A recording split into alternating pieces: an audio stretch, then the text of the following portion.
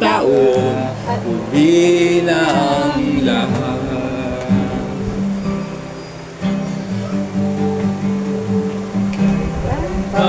Ibibigay ang buhay ko't lakas sa Kanya na nagbigay sa'yo ng buhay na wagas. Ang pangalan niyang banal, kailan ihatag niya.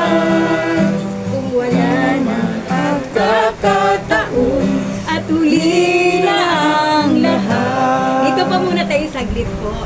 Itaas nga po ang mga kamay sa mga nagmamahal at mga umiibig, mga tumitibok ang puso. Taas nga po ang kamay sa mga umiibig, mga tumitibok ang puso.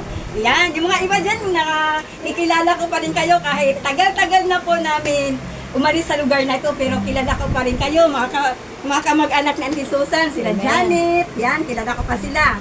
Pero yung iba, hindi ko na po mabigkas mga pangalan nyo. Alam niyo po, isa lang po pinapakita sa atin, sa mensahe, kapayapaan.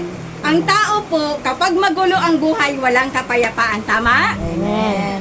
Ang tao na hindi umiibig, walang kapayapaan. Tama? Amen.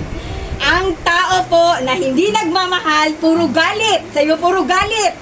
Puro galing. Ayan, wala po siyang love. Sa'yo mo walang love. Walang love. Yan, mensahe po ng Panginoon, gusto po ipalating sa lugar na ito. Dahil sa tagal po namin nakatira sa lugar na ito, kung inyo pong matandaan. Naranasan ko po lumangoy sa baha. Ganyan ko Espanya. Naranasan ko po, muntik na po ako matangay noon.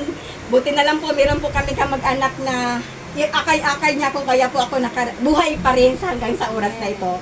So, ibig sabihin po, hindi pa po talaga buhay ko yun. Hindi pa po talaga oras ko yun na matangay ako sa lakas ng agos talaga ng tubig noon nung panahon na yon. Maalala ko lang po habang kami nakatira sa lugar na to, wala pa po sa isip ko na ako po magpastor. Hanggat sa lumipat po kami ng lugar, dumating po, nagputuloy kami sa Panginoon. Hindi po namin makalimutan ang lugar na ito dahil dito po nabuo ang aming pamilya. Amen. At dahil din po kay Tio Jose, kay Auntie Susan, hindi din po kami makapunta sa Manila. Hindi din po kami naahon doon sa probinsya namin. Dahil yun po yung pangarap ng mga probinsyana, di ba po, pumunta ng Manila.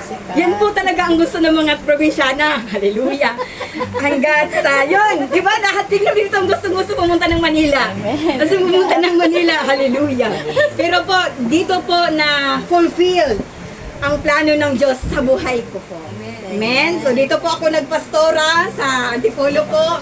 At yung mga kasama po namin, sila po yung mga nagiging member po sa church natin doon. At talagang mga buhay nila dati ay mga